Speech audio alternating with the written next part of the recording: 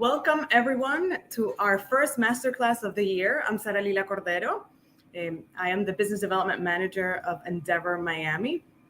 And first of all, I want to thank our big sponsors that make this masterclass possible. Our biggest sponsor of the year, Dell for Startups and Dell Technologies, and Broward College and Florida Institute of Education. We designed these masterclass to have a space of open advice, so any entrepreneur in the world who needs to hear the minds and pick the brains of the minds of our entrepreneurs and mentors can have access to this. So today we have a very promising masterclass around operations and processes. But first, I want to introduce you to Lynn, YJ Lynn, our sponsor, Dell from Dell Technologies. YJ, if you want to come over and share some welcome words. Hi, everyone. Thank you so much. My name's YJ. I'm the Senior Program Manager for the Dell for Startups team. And just a little bit about us, we support startup communities all across the US, Latin America, and around the world. And one of the biggest things that we are doing here today is really just letting you know that as you're growing your business, we're here to support you. So if you need any help from a technology perspective, this is one less thing that you need to worry about. We have over 600 people in the US alone that can answer any questions about developing an IT infrastructure. So anything from software, laptop, server, and even looking at how much your cloud operations or processes are going to cost. And so we just want to let you know that we're here to support you. And with a partnership with Endeavor, we're here to connect you with not only people, but also exclusive savings and discounts, because we know how important it is cash is for and reinvesting back into your business. So that being said, excited to be here, excited to learn a lot more from y'all, and let us know how we can help. Feel free to email us at startups@dell.com, or feel free to visit dell.com/endeavor to get your exclusive discounts. Awesome. Thank you, YJ. And also, we have a pitch competition this year. Dell hosts a national pitch competition, and they do local chapters. Endeavor hosts the local chapter year by year. So this year, we're going to be hosting it around August. So tune in and be aware to apply for these opportunities. Next week, you're hosting the national competition, correct? Yeah, at South by Southwest, and we actually have someone from Endeavor that's going to be there. So really excited to see him pitch. Yeah, I'm excited to go too. See you there next week. My pleasure. See y'all soon. Thank you so much for your support to Endeavor and to the local Miami ecosystem. Now, let me introduce Seth from EveryMundo. Seth is an Endeavor entrepreneur. This is why this masterclass is also very special. It's our first Endeavor entrepreneur hosting a masterclass and sharing their experience. In this case, Ops in a Box is a toolkit that they built throughout their experience. So let me tell you more a little bit about Seth. Seth Cassel is the co-founder and co-president of EveryMundo, the global leader in fair marketing technologies for airlines. EveryMundo works with over 60 airlines and other travel companies based in 6 different continents, marketing in over 35 languages. EveryMundo has recently expanded beyond airlines into hotels, vacation packages, ground transportation like bus and rail, and events. In November 2021, EveryMundo was acquired by Pros. Seth holds an MBA from Harvard Business School and BA in mathematics from Harvard University. Before EveryMundo, Seth built 2 companies, a startup consultancy and a music management company. Previously, he worked at Sony Music and Citigroup. Like I mentioned, he's an Endeavor entrepreneur. Seth is a board member of Lotus House, Women and Children's Homeless Shelter, and founding member of Miami chapter of FWD.S. He lives in Miami Beach with his wife, Amanda, and his 2 children, Violet and Jude. Seth, if you can come over to the stage and welcome. Welcome, Seth. Hey guys, thank you so much for having me. Hopefully everyone can hear okay. So as Sarah explained, I'm here to share Ops in a Box, which are the operational frameworks that my company, EveryMundo, has developed to just help us run our business. Just to give a little bit of context, Seth, when we were discussing offline, one of the things that caught my attention that I thought everybody needed to hear was that entrepreneurs sometimes focus on building a good business, but not a good company. That's right. They focus on monetizing on the business model, but not on building the structure. And I thought that was really important, and something that we needed to share. And this is also why this masterclass is very, very important. Also, because you did it yourself with your own experience through EveryMundo. So I'm going to let you share the screen, and I'm going to be out of the stage, and I'll leave you share your knowledge with the audience. Absolutely. Now, can you share Let the me, screen? Just want to make sure. Let me make sure it's working okay. Here, can you see Ops in a Box? Yes, looks beautiful. Perfect. So let me pick up where Sarah just left off, which is that what the genesis of this, where Ops in a Box came from, is exactly what Sarah said. Is we, as a company, found ourselves, getting into the market. We started as a service provider that evolved into software. We found product market fit. We started growing the business. We were a bootstrap business, so we never raised any capital, but that also meant we always operated incredibly lean, and every resource was very precious. Now, at the time, as we began growing, we were absolutely focused on the business. And what I mean by that is, how can we sell that next, to that next customer? How do we grow that next business? How do we get the contract signed? How do we develop the right products for the market, et cetera? So drawing our attention to our products, our customers, and to sales was very easy. It's a very natural thing to gravitate towards those things. However, we were not necessarily investing the same amount of time and energy in the company itself, right? And what happened was, when we reached around 40, 50 people in the business, we started to feel the impact of that. We started to realize that without the proper processes in place, we could run into trouble, and we were operating. Really quickly, if you can press unhide. Sorry to interrupt. Okay. Hide. There. Got it. Okay. So one thing that really drew our attention to this was we actually had a couple of employees who we were struggling with. They on any given day, I felt like the business could not succeed without them. They were just truly indispensable. But then on other days, I just wanted to kill them. I just found that they were just causing so much frustration and difficulty in the company. And it was actually an Endeavor advisory board meeting where we brought up this topic. This is now, years ago at this point. And we said, what do we do with these people where they feel so important, but they also feel so, almost damaging to the company at times? And the feedback we received was very direct, and it set us on this course that ultimately led to Ops in a Box, which I'll present to you. It was Janine Roth, our Endeavor advisor, who said, what you need is, you need goals, you need processes, and you need values.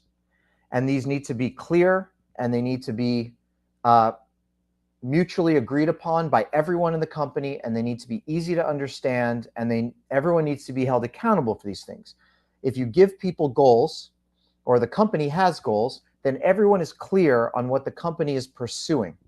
If you have processes, then everybody is clear on how they're expected to operate in the day-to-day of the business. If you have values, then people understand to what they are expected to adhere in terms of behavior and interaction. So that way, when you have, people who just clearly are not operating the way you want, you can point to one of these things. So it's not just a sentiment or a feeling or an opinion. You can say, you're not acting in accordance with the values, or you're not working in alignment with the processes, or you're not pursuing the goals that the company has set as the key goals. This, again, just addressing this particular issue became transformative for us, and ultimately led to EveryMundo becoming hyper obsessed with operational frameworks for our company. And so what I'm here to present to you are those frameworks, the 5 frameworks that we use to guide everything and anything about the operations, and maybe more specifically the people operations of the company. And along the way, as we've developed these and they've evolved and they continue to evolve, we made the decision to do what I'm doing today, to open source them, to package them in a way that they can not only be used for EveryMundo, but they can be universally leveraged by any company who's looking to grow and needs these kinds of tools. We don't see them as like a secret competitive advantage. We see them as practices that have really helped us get to where we've achieved, and they help us move forward every day. We come back to them all the time. They are the DNA of the company. But we love the idea of other companies benefiting from these, but also other companies using these frameworks so that we can all together, particularly as the Endeavor community, the Miami community, et cetera, can just benefit from this and teach each other new ways of operational excellence. And so without further ado, here are the 5 core ops in a box frameworks that I'm talking about, and I will unpack all of these, and then I'm here to answer questions and to talk more deeply and to share this information with you. So first and foremost is our values and actions. It's important that it's not just the values. I think everyone agrees companies should have values, and we'll talk about what that is, but values and actions became really critical for us, and that actions piece we'll touch upon as I go through this. Next is our 3-6-Y. This is the EveryMundo goal setting framework, where as a company, as departments, as individuals, we set goals for the year, and then for each quarter, and then for every quarter after that. And we have a methodology to manage that. But to be clear, goals for the purposes of aligning everybody, not for the purposes of performance measurement of an individual. Next, we have the Mundo Bill of Rights. We call ourselves Mundos, but this can generally just be called the Employee Bill of Rights. And this is our definition of management. And I'll explain that when we talk about that. Next is our job banding. This is a common practice, but something, again, that's become core for us, which is within a given department, articulating the hierarchical responsibilities and turning those into jobs, into roles, so that we can manage accordingly.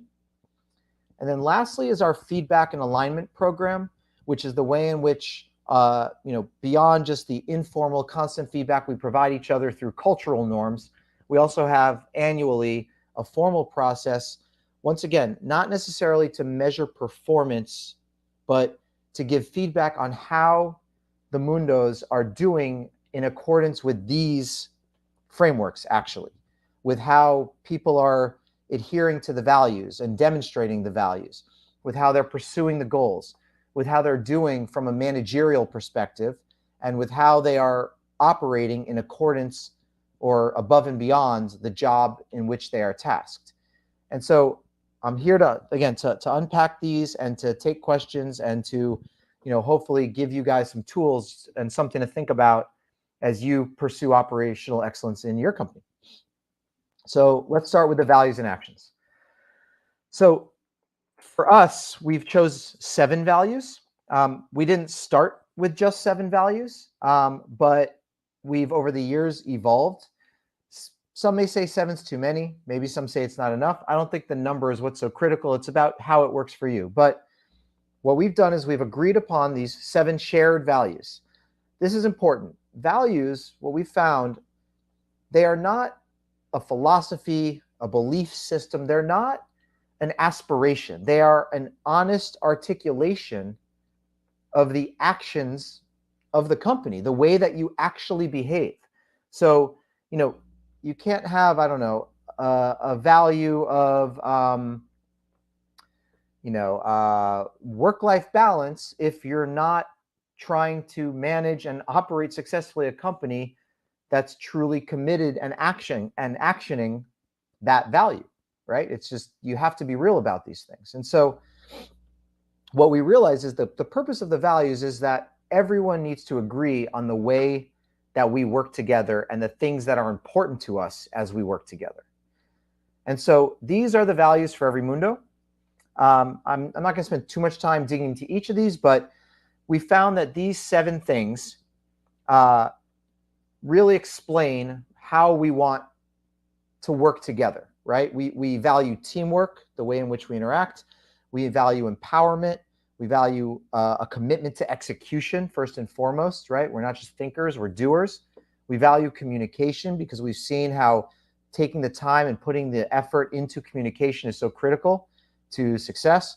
We value learning, and by learning that includes things like risk taking and sharing knowledge. We value diversity, not just diversity of culture and background, but also diversity of experience and diversity of thought. And we value change. We value a commitment to always moving forward and change being the only constant. What we found, actually, well, we'll get there in a second, is that you may notice these are 7 abstract nouns. And so when you have a company, and particularly for us, we're about 75% immigrants. We're in, north of a dozen countries of the world, native speakers of over 15 languages in the company. When you have these abstract nouns, not everyone understands them the same.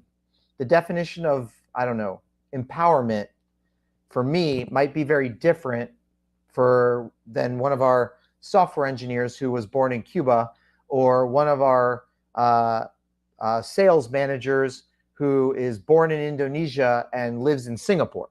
And so what we found is for these to work, everyone needs to understand them the same way. That's where we got into the actions. What we found, and this is just an example, and by the way, guys, all of this is online. I'm going to share it at the end. So it's all public. It's not top secret. So just, don't feel like you're going to miss anything if I move through slides or anything like that. This is all available to all of you. And so what we found is we need to clearly define each value, but then we need to come up with examples of actions that demonstrate what that value is, so that people can all wrap their head around it in the same way. And so for those of you who have values, I highly recommend adding actions to that, adding examples, adding deeper explanation of what you mean by that word, let's say teamwork, right? What does teamwork look like? Not just what is the definition of it. And so that's been what we did for values and actions. And again, this guides the way we behave with each other. This guides what is expected of each of us interacting together. Next up is our 3-6-Y, our goal setting framework. And so the idea here, again, we set goals not so that there's a measuring stick for an individual's performance. Oh, you set these goals and you hit, 70% of them. And so, your compensation is this, your bonus is that. No, it's nothing like that at all. It's entirely about actualizing our purpose and our mission. And so as a company, we have a purpose, and I recommend certainly companies come up with a purpose. What we mean by purpose is something non-commercial, something kind of bigger than ourselves. So for EveryMundo, our purpose is to help companies innovate through our technology and knowledge, right? As Sarah explained, we work with airlines, and oftentimes they struggle to innovate at the same pace as other companies in their space. And so that's what our purpose is. We are fulfilling our purpose by helping airlines innovate in ways they otherwise couldn't. And now we expand that. We see that as something that never ends. The mission is actually commercial in nature. For us, our current mission is to be the global leader in travel offer marketing technology. Our previous mission was to be the global leader in airline fare marketing technology. Missions can be accomplished. We felt like we accomplished our first mission, but then you can set a more ambitious mission. But the reason I'm explaining purpose and mission is because it connects down to the 3-6-Y, right? If you have a well-defined purpose, right? This is what gets you out of bed. If you have a mission, an ambition as a company, a North Star that is a goal line that you can reach, it may take years, but you have it out there. What the 3-6-Y has been for us is the way that we can then rally behind that mission in a digestible, manageable way across the company, no matter how big we get. And so here's the framework here. We set why goals. For us, we happen to have 6 of them this year. So we, by January 1st, we go in front of the company. We say, here are the 6 company-wide goals. And for them to be company-wide, they need to truly be bigger than any 1 or 2 or 3 departments. Every department can see themselves in those goals, at least in an indirect way. From there, we define what we are going to accomplish as a company in the next 3 months in pursuit of that goal. And then we define what, if we do accomplish those goals, what we would go after as the goals for the next 3 months. That's the 6. And then we do that. Once we have that set up for the company, we do it for each department and for each individual. And it takes all in about a chunk of hours over the course of 2 weeks. And so the goal here is to align us on the most important activities that pursue our mission. It helps keep us highly motivated because now everyone is aligned, and alignment is really the key to all this, frankly. I mean, if you take one thing away from this presentation, it's alignment. It's anything you can do to improve alignment in your company will be hugely valuable. And so that's a big part of that for us is that the ability to say, here's what we're trying to achieve this year, and here's what we're going to do about that this quarter, and here's what we're going to do about that in each department, and here's what each individual is doing. And being able to monitor this is incredibly valuable. And then it also allows every individual, no matter how junior, no matter what department, to connect the work they're doing that day all the way to the big, important company goals. And that is exciting, right? That's incredibly motivating. And so when we write these why goals, we actually unpack them a little bit further. So we write a goal, but there's more to it. We answer the question, why is that goal important, right? We say, what about this goal is contributing to our strategy, to our mission? We articulate more granularly, what do we want to actually achieve, right? So in pursuing a goal, which might be a little bit abstract, what do we actually want to get done?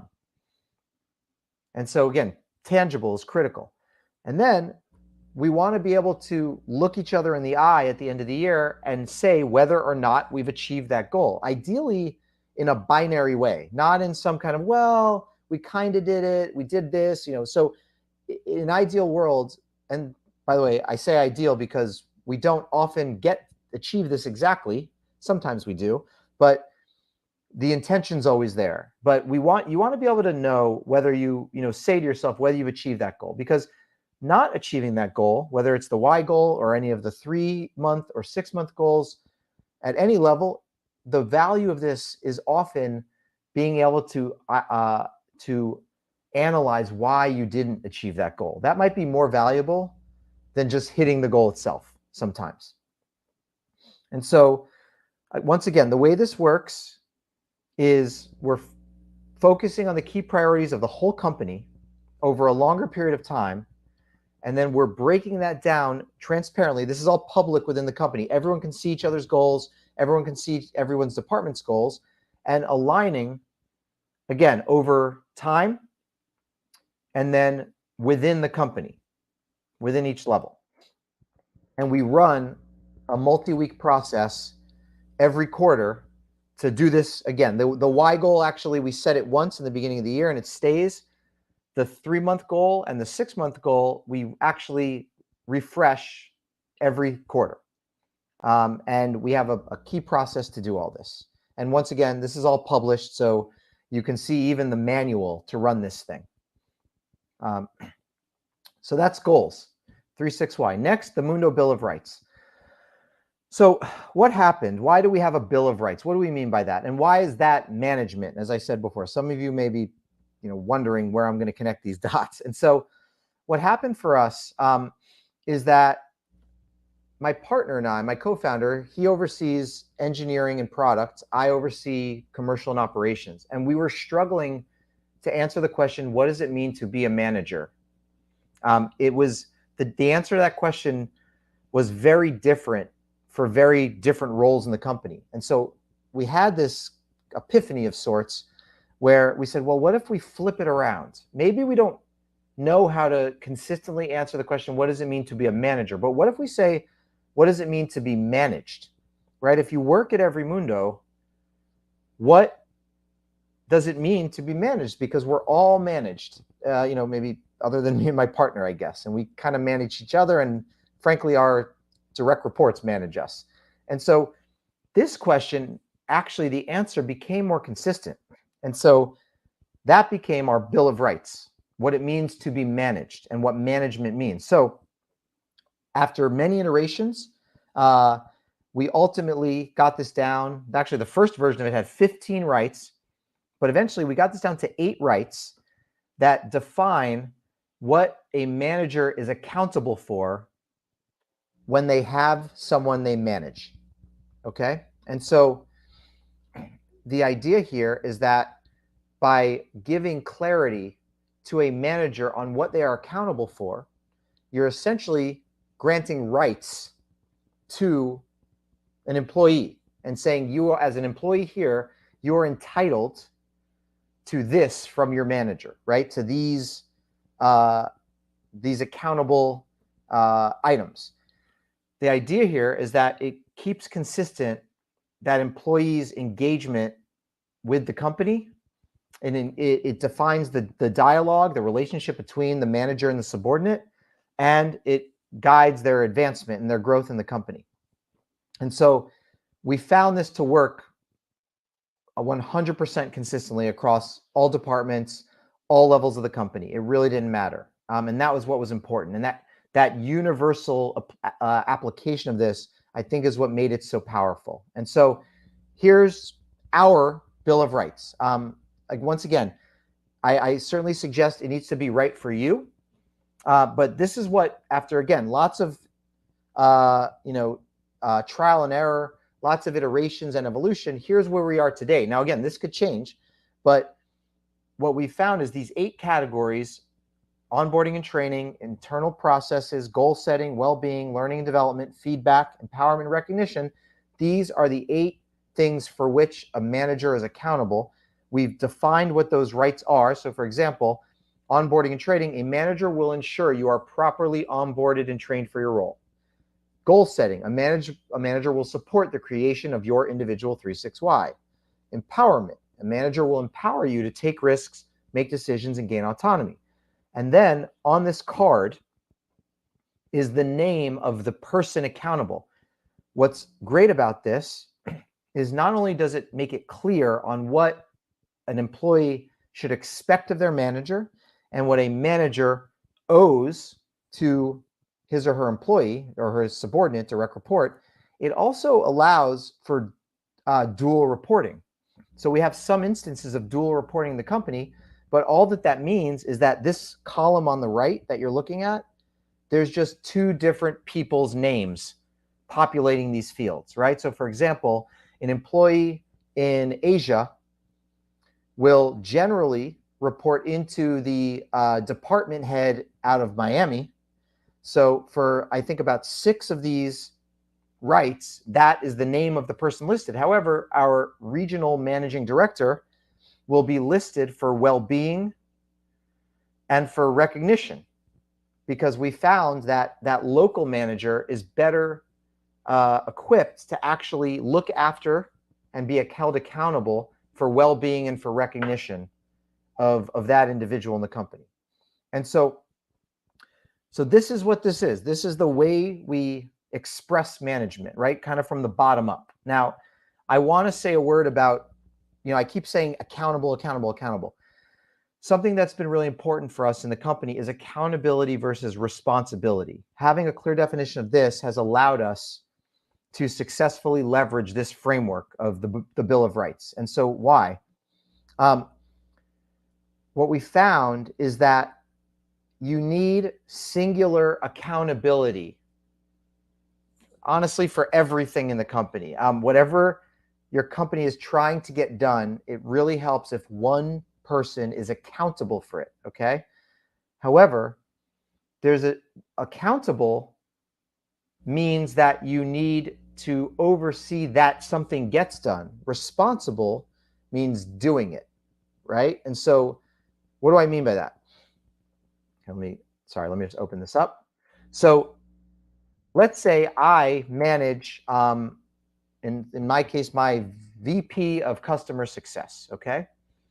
I am accountable for him having the knowledge that he requires to do his job. I need to make sure that he has that knowledge. Now, I am not personally equipped actually to give him all of that knowledge myself. I don't know everything necessary for him to get that knowledge. There's other sources, other people, other ways in which he can get that knowledge, but I need to make sure it happens. But what I'm allowed to do is identify, let's say, someone else in the company. So for example, my head of product management, and say to her, can you help him understand this knowledge that will allow him to do his job?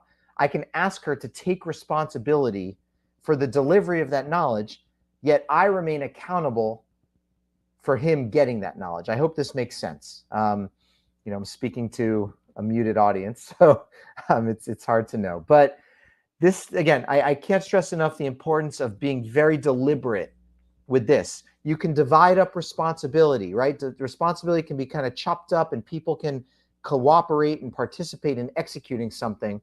But having one person accountable, especially for managerial duties, I think goes such a long way. So that's management. That's the Bill of Rights. Next is job banding. So job banding, again, is maybe a little more traditional. The idea of a job band is that within each department, we want to classify what the strategic versus tactical responsibilities of a given position, and then create hierarchy and consistency, say, across departments of those levels of responsibility and impact, right? So for EveryMundo, we happen to have 6 bands. They kind of organize as like kind of two at, bands 1 and 2 are more tactical in nature. Bands 3 and 4 are more kind of hybrid, tactical, strategic, and bands 5 and 6 are more pure strategic. I mean, you could think of it even like by titles, like specialist, manager, lead, director, VP, and then C-level. That's how we do it. And so the idea is that as you move up those bands, the reason you're moving up the band is because you're either more accountable, like you're managing more people. You might be a subject matter expert, so you might not necessarily be a manager, but you just might be increasingly critical as the custodian of institutional knowledge within the company. You might have more and more autonomy, the ability to just kind of act on your own, or you might have the responsibility of working across departments. And so that, that becomes a higher impact role and becomes something that moves up the band. So for us, these were the criteria that allowed us to identify the nature of a given role and where to kind of think about it in the hierarchy of a department's total responsibilities, collective responsibilities.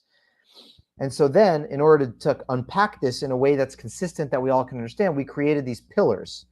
So for bands 1 through 6, in every department, and I should mention that bands 5 and 6 are not in every department. I think only a couple of departments in the company have that. And at this point, band 6 is actually just reserved for myself and my co-founder. And so with these 6 bands, we created this criteria: goals and results, responsibilities, processes, hiring, and growth and development. And for each of these, we write a couple of sentences that explains for each band what you're doing. Okay? And so hopefully this is making sense, right? It's just unpacking a given job, right? But it actually works the other way around. You take a department, you say this department has to do all of these things for the company. It has to, achieve certain aims. It has to manage and adhere to certain processes. It has to work with other departments in a certain way. It has to output certain things and execute certain things. Now, how do you divide that up into jobs that together achieve that? If you have a process, who owns that process? Who does that process? If you are developing people in the department, who ultimately has to oversee that? Who has to contribute to that? Who sets the goals for the department? Who's accountable for the results of the department? Things like that. And so that's the job bands. That's what the net result of all that is. And again, we found this is useful because it gives us essentially structure. It allows us to look across different departments and understand the right skills, the responsibilities, the requirements. It allows us to kind of create consistency in the way that we level things, and also, the way that we express to a given employee what they should be doing. Also, when we hire into these bands, it becomes very, very clear. I mean, it essentially is the job description. And so it allows us to understand the level of expertise and experience that we need, the level of impact we expect out of a given person in the company. And it allows for transparency around expectations and around performance, right? What are you supposed to be doing each day? So what I want to be clear on, these are not goals and expected outcomes. These are perpetual for that role. Now, when someone masters that job or starts to be able to maybe informally execute in a way that looks like a job above them, a job band above, that's when we start to think about promotion. The opposite is also true. We oftentimes are able to understand why someone is not maybe delivering at the level we want. It might be because in the day-to-day, they're actually executing a job band that looks more like a band below the one that they're intended to. And so this helps us guide people towards that responsibility. And ultimately, it helps us give a clear picture to each one of our employees on what they need to do to move up, or what they might need to do to move over to other departments. So what's interesting here is that this creates vertical and horizontal career growth opportunities, right? So a given person in the company, say like an engineer one, by mastering certain capabilities, by preparing themselves to own different processes, by preparing themselves to manage people in certain ways, they can potentially ascend to engineer 2, engineer 3, or senior engineer, things like that. However, there's also horizontal opportunities where, let's say, for example, by being successful as a band 1 in our product support department, some of those people become band 2 in product support. Some of them actually become band 1 in product delivery, which is a more sophisticated role that requires more even at the band 1 level. So not all bands are the same in terms of experience and requirements to be successful across departments, right? Like in any company, some departments are just more complex than others and have sort of a higher bar than others. But the beauty of this is, again, it allows for a very clean mapping of potential career paths. So I'm going to end by talking about feedback and alignment, which brings all this together. As I said, we have a program. It's a couple of questionnaires. We do them in all directions. And so the idea here is to take the values and actions, to take the banding, and to take the Bill of Rights, and to give the team the ability to measure, to self-assess, to assess their manager, to assess their subordinate on how they're doing in accordance with those 3 things, okay? Notice it's not about the goals. It's literally a manager evaluating how someone is behaving according to the values, how they are acting in alignment with their job bands. It's a subordinate evaluating how a manager is delivering on the Bill of Rights. And it's everybody self-assessing against these 3 things. And so here, I explained this already. And so again, what it does is the output is simply a plan with people operations on how in the coming year you can do even more to align with the values, how you can master your job band and move up to the next one, how you can be a better manager. Everyone always has constructive, critical feedback. This isn't, I mean, part of this is about expressing what people do well. So there's some recognition in here, but really it's a clean way, a really, essentially an unaggressive way to still give very direct feedback where the person is open to it. They're not defensive. They realize this is them getting better as an employee in the company. And so this plan is well received. It's received by everybody. So it's kind of fair and consistent. And once again, it's this really kind of awesome way to bring forward in a 360 way and get full value out of 3 of the other 4 frameworks that we use, but very deliberately leaving out the goals. And so here, I'll just kind of pass through quickly because I want to leave time for questions, but it's just about giving, again, that feedback on each one of these frameworks. And once again, always coming back to alignment, right? How is each Mundo, each employee aligning with our company values, aligning with their respective jobs and bands, and for managers, aligning with the Bill of Rights. So alignment is still the word of the day. And so with that, I want to end this. I want to now come back for Q&A, but feel free, visit this URL, everymundo.com/ops-in-a-box with dashes. It's all there. And we're always adding to it and always changing it. So with that, let me come out of this. Let me stop sharing, and I'll come back for questions and answers. Wonderful. Thank you so much, Seth. This was very helpful. A lot of light in the tunnel right now. I love the fact that we see all of these things as complex, and you put a simplicity format, like a very simple format. And I have no doubt that the challenge of transitioning to complexity to simplicity is one of the elements that got you to do a successful exit. I wrote a couple of notes. There are around 4 to 5 questions, and they're still happening. I wrote a couple of notes just to do a quick summary. I really loved also the clarification on values are not a philosophy, but rather behavior, that sometimes we overcomplicate an abstract content on defining our values, and we don't see them as behaviors, rather a way of thinking. And that is a very important clarification.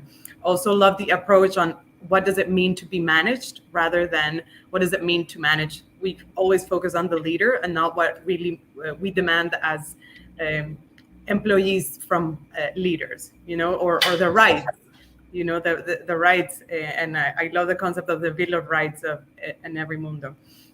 Also, I think it's really important to set different term goals.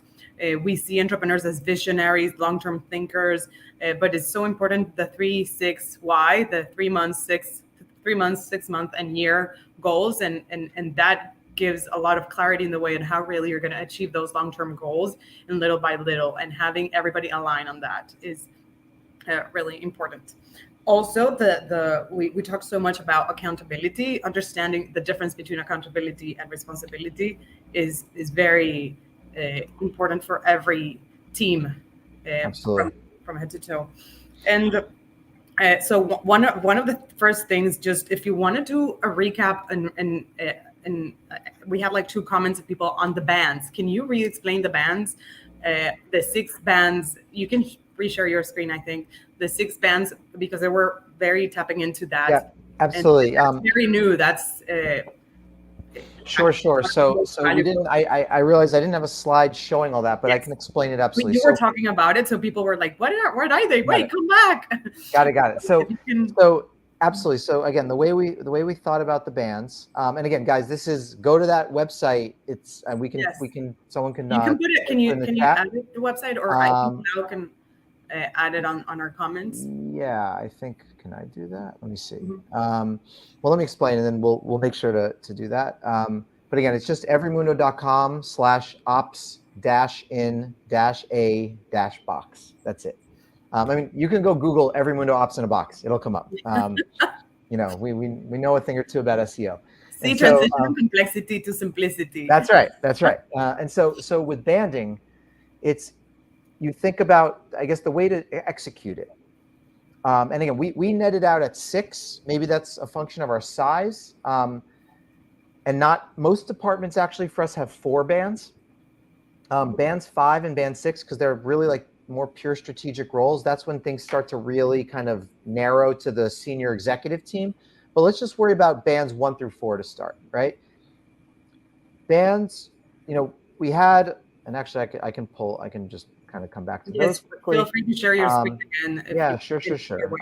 Let me see. It's there we go. Yeah, the pillars, right? I think that's maybe what people might want to see. Here, share screen. So here, so you can see here, guys, we created these pillars: goals and results, okay, responsibilities, processes, hiring, growth and development. Okay, so we kind of put those down the side.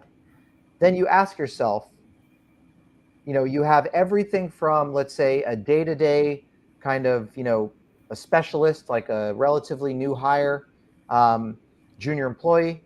You maybe have someone, a band 2, a level above that. They might be still an individual contributor, but maybe they operate with a little more autonomy. Maybe they have more subject matter expertise. Maybe they have more experience. Then when you cross to band 3, that usually is a bigger jump into more strategic responsibility. They might have more management responsibility. They might own a subject matter. They might, operate kind of across departments in some way. And then band 4, they're doing kind of combinations of that. Like they manage a department, they work across departments, they are the kind of a recognized leader in a subject matter, things like that. And what we did is for each of those kind of general areas, 1 through 4, you say, okay, if you are a band 1, what is your relationship, your contribution to goals and results, right? You're just worried about your own. If you're a band 4, you are responsible for your entire department's goals and results, and for the individuals in your department managing to their goals and results, right? Processes. If you're a band 1, you're responsible for adhering to processes. If you're a band 3 or 4, you might be responsible for owning and evolving a departmental process, right? So, same thing with like hiring. A band 1 probably has no responsibility for hiring. A band 2 might be expected to kind of participate in a cultural hiring exercise. A band 3 or a band 4 might be responsible for writing the job description and validating the viability of a candidate for a job, right? And so it just gives you a way to take the totality of what a department does and break it into digestible, definable jobs for everyone in that. Hopefully that clarifies it. Yes, no, definitely. And one reflection really important that you mentioned is that when somebody's not delivering, it might be because they're working through in a different band that they should be working in a lower band, and you're expecting on a higher band result. And that's really important to know, because sometimes you're like, this person is amazing, I know she can deliver or he can deliver, but then it might be that this person is not in the band that and what's really important about, I'd say, all these frameworks is they've created a common vocabulary in the company, right? So like when we have challenges with an employee in terms of like who they answer to, or what they're supposed to be doing, we go to the Bill of Rights and we know exactly what how to talk about that, right? When we're not sure people are doing the job that's expected of them, we can talk about it in terms of job banding. When we want to talk about promoting someone and we say, oh, sometimes you just kind of feel like somebody's earned a promotion, but what does that mean? Like what responsibilities will they take on? What responsibilities will they give up if they move up a band, right? So it just allows everyone to be on the same page, right? Once again, alignment, right? It's just it makes total sense, and establishing and writing this and doing the homework before, right? And what I love about this tool, also about this toolkit, is that it's applicable to a company of 3 to 200. So you can literally apply all of this in a small team and in a big team company. That's right. I mean, some of them now, I mean, it's early days and it will take time, but we're even applying some of them to our new parent company, which is 1,500 people, right? Now, just to be clear, I don't know that the version of these tools that we use for EveryMundo as a standalone of, we're about 170 or so people, is going to directly apply to 1,500 people. But that's okay, right? These things are living and breathing. They can evolve. They can change. There's no rules, right? I mean, again, we made them up. Everyone here listening can make them up. They can tweak them. They can change them. Yes. Some of them are derivative of other tools that we bumped into that we liked, but we didn't feel like were exactly right for us. And so I think that's maybe an important point. You have to have the confidence to make this stuff work for your company. Some of the simplicity that you alluded to earlier, Sarah, was a reaction to the kind of phenomenally multicultural nature of EveryMundo. Like, we are like really, really multicultural, right? Like, we mentioned 35 languages. So as a result, it puts pressure on us to make sure that everything is expressed in a way that everybody understands it the same. And it's a high bar, but yes, the end result is great, right? The pressure that puts on us is a very, very valuable, positive pressure for the company. Of course. I just want to move forward and be mindful of our time, because we have a few more questions, but I love this conversation and I think it's very valuable. So this question came from Sebastian Gallo. What do you consider the best metrics to evaluate operational excellence? So, metrics for operational excellence. I don't know. I think that when you have your happy state, I think the best way that we evaluate operational excellence and measure it, Sebastian, is when we see it's not happening, right? Almost always, right? I mean, we have an issue right now, frankly, where we had to bring together a lot of the leadership because we realized we were struggling in a certain area of the company. And once we started to dig into the issues, it became apparent that we had drifted a little bit from some of our frameworks, right? And so I don't know that we quantify operational excellence. I think it really becomes about just adherence to the frameworks that you use and to the processes that you set. And the more that you do, the easier it becomes to keep everything on the rails. And you start to really feel when you're off the rails, right? And you see it manifested, not necessarily purely in operations, but in like your business outcomes, in your product outcomes, right? Like when we find ourselves going through a period of more customer complaints or more bugs, it's always, frankly, because we've drifted from our operational processes. Like something just isn't done the way we said we want to do it. Or culturally, right? The values, we've lost our way a little bit and we need to do a little bit of a check-in on our values, right? I mean, it really could be any of those things. Wonderful. Moving to the next question, this comes from Miles J. Vargas. Yep. I would love to learn more. I would love to learn more about how CEOs and presidents managed each other. You mentioned this lightly, right? Yes. And each other under the Bill of Rights. Usually this might be a lot of friction and sounds like not in your case. But if you can talk about this. Yeah, so I mean, look, my co-founder and I mean, we joke that like, I have a wife, but he's basically my husband, like, and some of those rules apply. Like number one, you never go to bed angry, right? And so we operate with actually a highly consistent amount of direct, very, very blunt feedback to each other. The way that we've done this, Miles, we don't necessarily evaluate ourselves through the feedback and alignment program. We more regularly, very frequently, remind ourselves that it is our job to make each other better, but we think the world of each other, and there's a reason why we're each other's co-founders and partners, right? We wouldn't be unless we, basically thought the other one was a phenomenal executive. And so the best thing I could advise here is to maybe, whether it's through like monthly sit downs, remind each other that you are expected to give each other feedback, but don't do it when you're necessarily giving the feedback. Just make sure that you're setting a tone. And then when you do give that feedback, I will go to Anton, or he'll come to me and say, listen, that presentation you just did, or, the way you handled that, I don't know, I don't agree with it, or I think you could have been better, or I think you're struggling, I think you need to invest more in this person. And by making it not an exceptional thing, by making it a consistent thing, or keeping the door open, there's an appreciation, right? There's an understanding that it's coming from like a place of positivity and of constructive development, right? Because who else is going to do that for me if not him? And so, yeah, I don't know. I think the best thing to do is to keep some sort of formal way of reminding each other that it's each other's job to do that. And that means when you kind of give that feedback, that, constructive, maybe kind of negative comment in the spur of the moment, it's received as constructive, not defensive. Yes.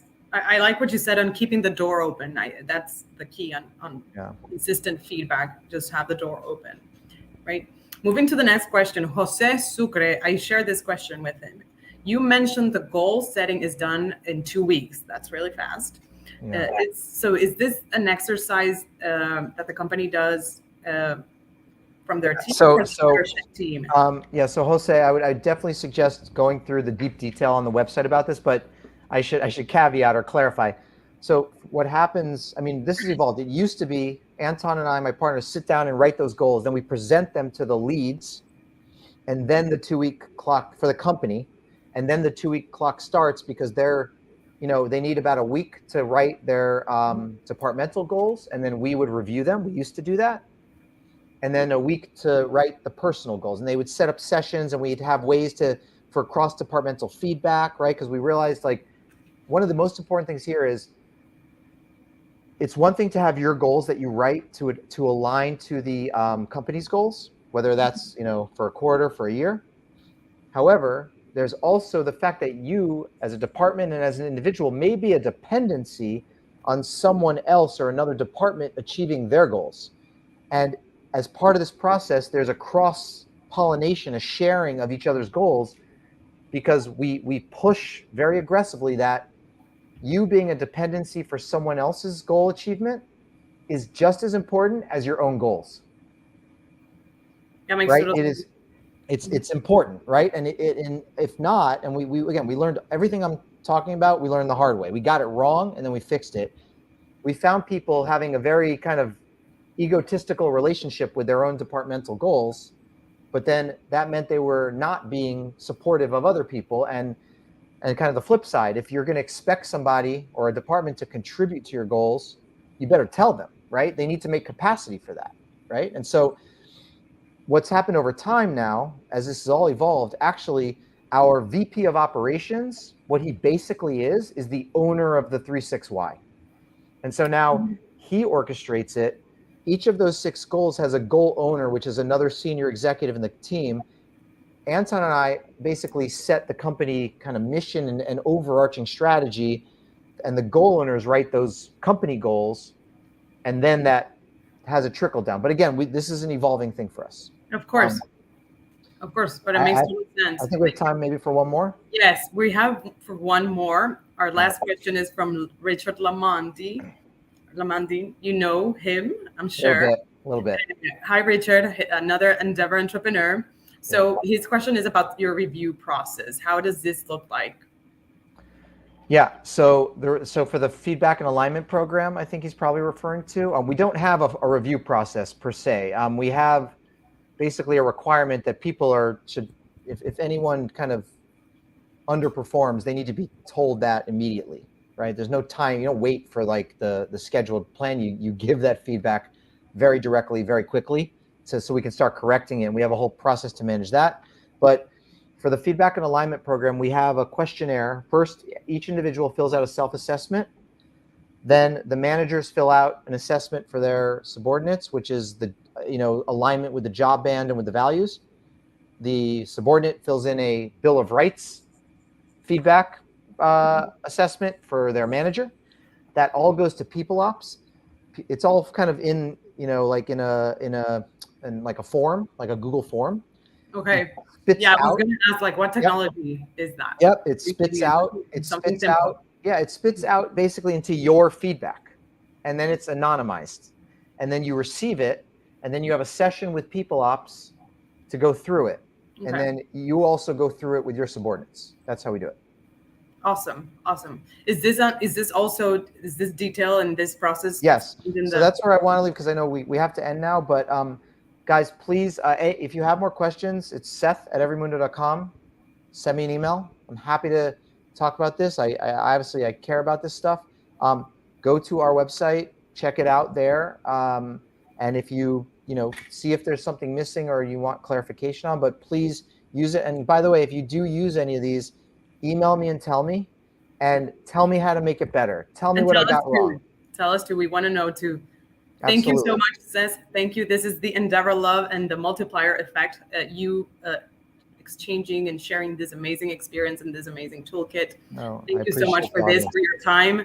We know we took a lot of your time on preparing the videos before to talk about and do a little overview about the masterclass, inviting people and time to prepare for this. So thank you so much for your time. Thank you, guys. Everyone take Seth's word and write to him if you want to learn more about this, or if you apply this tool to your company. Like I mentioned, this is a very simple tool that you can apply as small as 5 employees, 5 team, up to 1 million. Just kidding. But I want to wrap up saying thank you to our big sponsors and to the team, Laura and Eric, the team behind this live streaming, and to our big sponsors that you can see here on the screen, Delphi Startups, Broward College, and Florida Department of Education, that is also betting for these spaces where we think this is the huge multiplier effect and where people can really learn simple advice that make huge difference.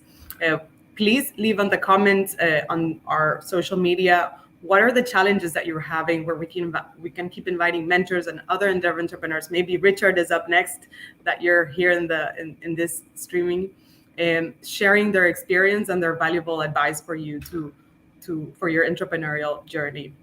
And thank you so much, and see you everybody in the next masterclass. And again, thank you, Seth, so much. Thank you, guys. Take care. Bye.